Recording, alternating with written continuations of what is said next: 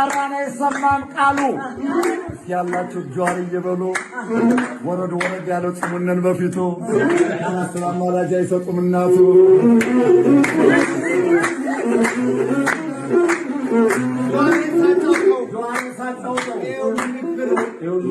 ፈጣሪ ያመጣው እኛ ማንረሳው ሰው ላይ የሚያምነው በመንደር ወሬ ጆሪ የሚያምነው በኢትዮጵያዊነት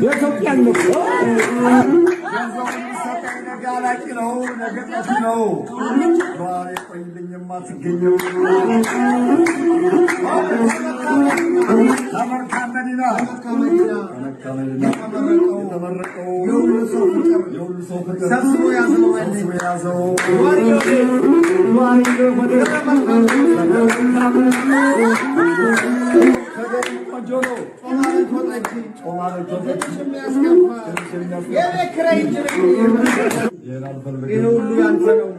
አንተን ማየት ራሱ ትልቅና ሀብት ነው።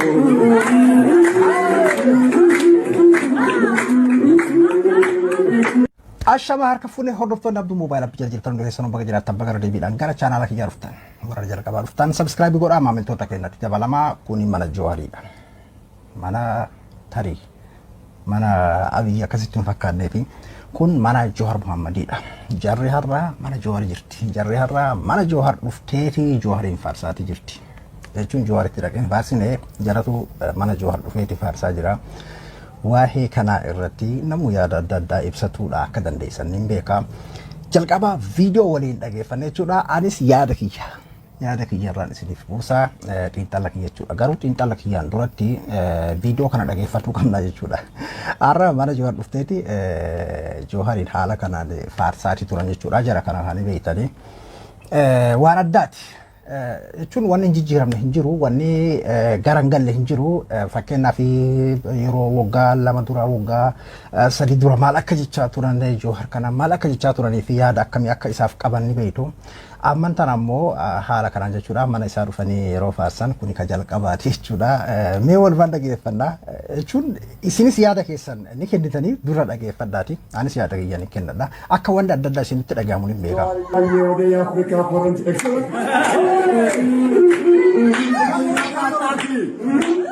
ታጣፊ ባለሞት ጭራ ጆዋሪ ወደ ታቦት ማጥባሪ ከባንዲራው ጋር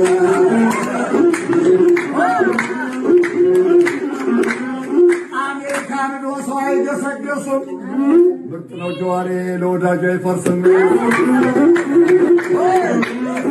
ጆዋሪ ወራንድረድ ወራንድረስ ለወደም ደስ አለው አጀራችን ዶላር ካና ራግሩ ልፍት ያዲሮ $100 እንጀራ ሲበላን አንዱ አምላክ ባደለው እንደረዶ አሬ የምመኝነት ከቤተሰቡ ጋር ሙሉ ጤንነት አንድ ሰው ቢጣራና የሰማን ቃሉ ያላችሁ ጆዋሪ ይበሉ ወረድ ያለው ጽሙነን በፊቱ ሰላም ማላጃ ይሰጡም እናቱ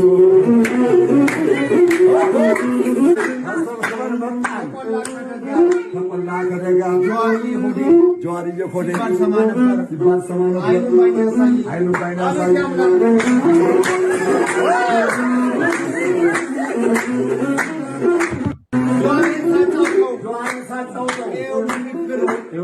ፈጣሪ ያመጣው እኛ ማንረሳው ሰው ላይ የሚያምነው በመንደር ወሬ ጆዋሪ የሚያምነው በኢትዮጵያዊነት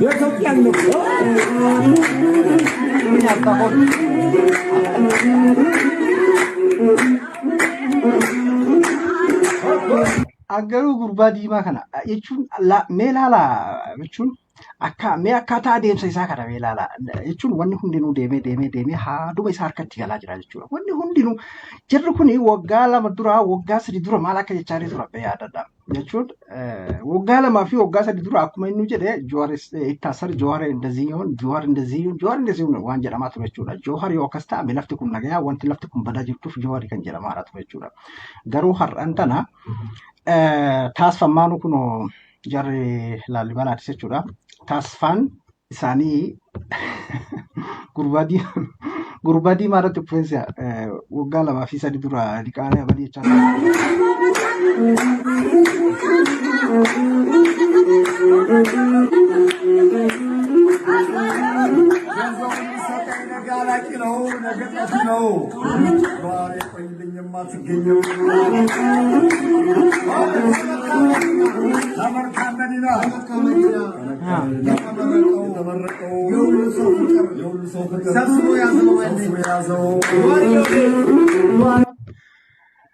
የሁሉም ሰው ሰብስቤ ያዘው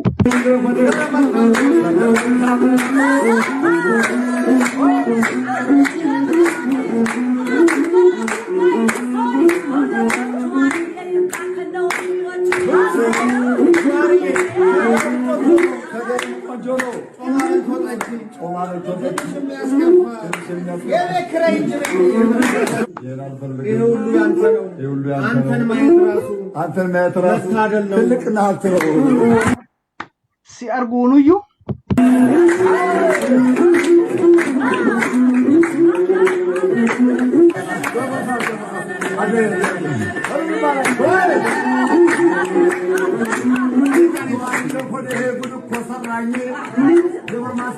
ባንክ ያደረገኝ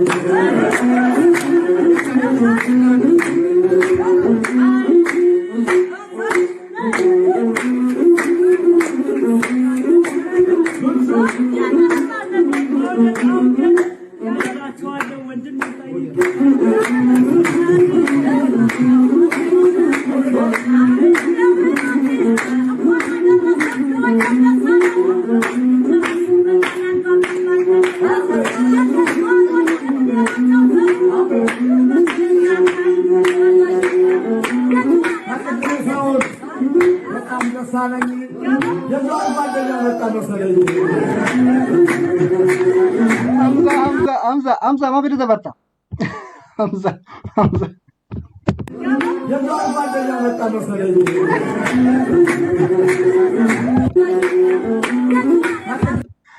يا جوار قد الدنيا كيس نجيب نتي فكاتا يروم ترسل وكرر فيلا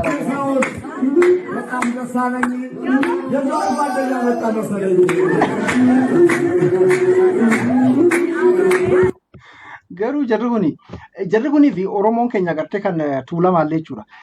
Lafti watti dhufaaf walaloo jechuudha. Waan tokko walaleessitee yeroo isa walaloo lafa kaa'u lafti watti dhufaaf.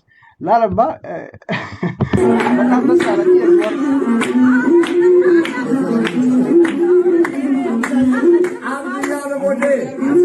Amza Yalamode, Bunaget Gabitan, and Anji, Amza Yalamode, Africa French.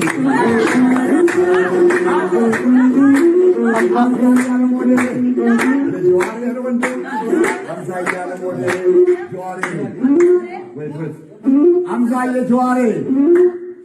አቤቱ እንደምን ላርጋቸው የኢትዮጵያ ብርስ በጣም አስጠላኝ ጆርዬ ወደ ብዱር አለኝ ግን አምዛዬ ጆዋሬ አቤቱ እንደምን ላርጋቸው የኢትዮጵያ ብርስ በጣም አስጠላኝ ጆርዬ ወደ ብዱር አለኝ ግን አምዛዬ ወፍኩ ነው Hamzaan itu face bahaya fijra, apa aja jera jera.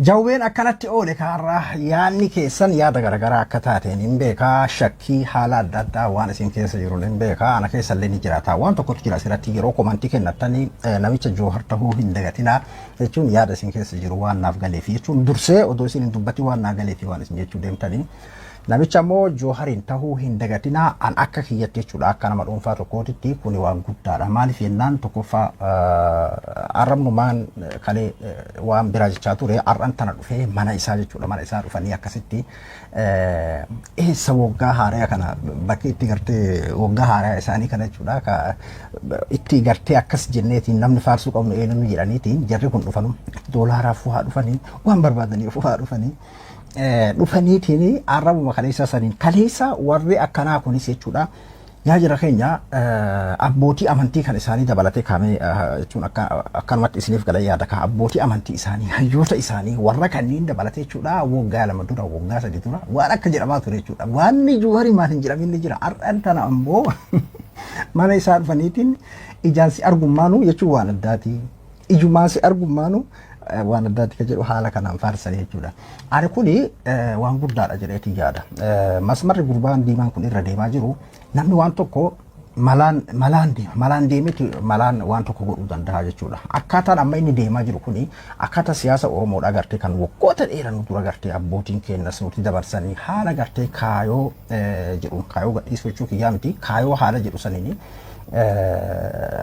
haala akkanaa kana jijjiirama akkanaa kana keessa karaa kana keessa dabartee bakka yaaddu gahuudhaa fi hedduu dadhabinatu ture jechuudha. Amman tana karaa kanarraa namoonni gartee ciccimaan akka Jawaar kuni namoonni ilaalchi isaanii ideoloojiin isaanii nama gartee yaada akkamii akka ta'e nama garteessarra bakka inni irraa ka'eetiin as gahe ni beekna ka barama fakkeenyaaf Jawaariin bakka inni irraa ka'eetiin as gahe ni beekna waan ta'eef karaa namoota akkanaa kanaatiin jijjiiramni akkanaa kun dhufuun anaa fi kuni waan guddaadha jedheeti yaada. Maaliif jennaan nama tokko fakkeenyaaf Jawaar fakkeenyaaf Ayaam Oromoo Faristi jedhe qeerroo Oromoodhaa gurmeessee ijaaree akka addunyaatitti qeerroo maal akka ta'e mul'ise hinjifannoo adda addaallee galmeessiise har'aan tana ammoo kara isteeppii biraatiitti tarkaanfatu jechuudha. Kara isteeppii biraatiitti tarkaanfatee kallattii fuulaa gartee silaa isaan baraniitiin ittiin nama cufuu barbaadan san jechuudha. Ofii dursanii harkaa cufuu jechuudha. An akkasitiin fudhachuun keessatti isiniif gala jedheeti yaada. Yaadni keessanaaf gala wantoota garaagaraa jechuu dandeessan fakkeenyaaf waan isin jechuu deemtan hundi isaatu naaf gala. Sun akkuma jirutti ta'ee san ammoo san irratti waan tokko beeka. Namni kun eenyuun kan jedhu fakkeenyaaf amma waan atu iyyuu shakkitee fi waan atu beekte waan atu iyyuu gartee itti cuncooraan itti si waan jedhu kana inni sun eenyuun kan jedhu beekuu qabna jechuudha. Waan akkasiisa yeroo yaadne itti dhugaadha haalli jirta sun akkuma jirutti ta'ee namni meeqa akka gartee karaa kanaan nyaatame si beekna. Namoonni waan kana keessatti namoonni nyaataman akkam seetan namoota jalqaba ideoloojii waan kanaa qabanidha. Namoota gartee isiniif gala kaas keessatti isiniif gala jedheeti yaada namoota ideoloojii waan kanaa qabanii namoota kaayoo waan kanaa qabanidha jechuudha ganamarraa. Kanaafuu namni akka isaa kun ammoo wanta kalleen sodaatina. Namni sodaatamu nama akkanaa kanaa miti jechuudha. Namni ati shakkitu nama akkanaa kanaa miti. Namni shakkamu ni jira beeki. Jechuun namni shakkamu ni jira garuu nama akkanaa kanaa miti jechuudha. Kuni chaalenjii guddaadha. Chaalenjii dhabes ta'ee jira jechuudha kun. Akkanatti dhufanii mana isaa dhufanii waan inni ta'e jechuudha. Akkana waan inni ta'e dhufanii jabaa dirqiin jaalatan akkuma jedhan san jabaa dirqiidhaan faarsan akkuma jedhan san jabaa dirqiidhaan dubbii isaa ganama didaniitiin galgala itti dhufan akkuma jedhan san beekaa dubbii isaa ganama didanii galgala itti dhufan akkuma jedhan san akkasi karaa santu isaan itti fide jedheetiin yaadaan. Karaa santu amma isaan itti fide jedheetiin yaada. Hedduu takka.